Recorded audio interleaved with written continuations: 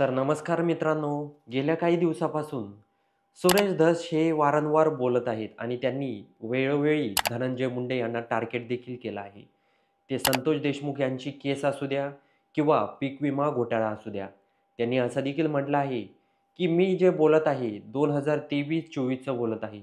त्यामध्ये जे आका आहेत, ते कृषी मंत्री होते आणि कृषी मंत्रीच्या आधारावर या लोकांनी खूप मोठा घोटाळा केला आहे. हा सगळ्यात मोठा स्कॅम परळीमध्ये झाला आहे, असा देखील खुलासा त्या ठिकाणी सुरेश धस यांनी केला आहे. त्यांनी म्हटलं आहे, "हे काय झालंय? कसं झालंय?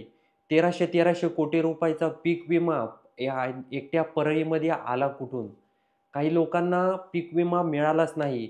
असं कसं होऊ शकतं अध्यक्ष महोदय?" असं देखील सुरेश धस यांनी म्हटलं आहे. त्यांनी म्हटलं आहे, "सर्वांनी आवाज उठवला पाहिजे. ज्या गावामध्ये पीक विमा मिळाला नाही, पण त्यांचे पूर्ण कागदपत्राची पूर्तता झाली आहे आणि तो पीक विमा दुसरंच कोणीतरी खाल्ला आहे. आता पीक विम्याची पण टोळी निघाली आहे, असं देखील सुरेश धस यांनी बोललं आहे. त्यांनी म्हटलं आहे, हा जो घोटाळा आहे, यामध्ये त्यांनी धनंजय मुंडे यांचं नाव तर घेतलं नाही. पण हा घोटाळा दादा भुसेंच्या काळात झाला का? किंवा दुसऱ्या कोणाच्या काळात झाला का? दुसरे मंत्री असताना? हा जो घोटाळा झाला आहे, सर्वांना माहीत आहे हा कोणाच्या काळात झाला आहे.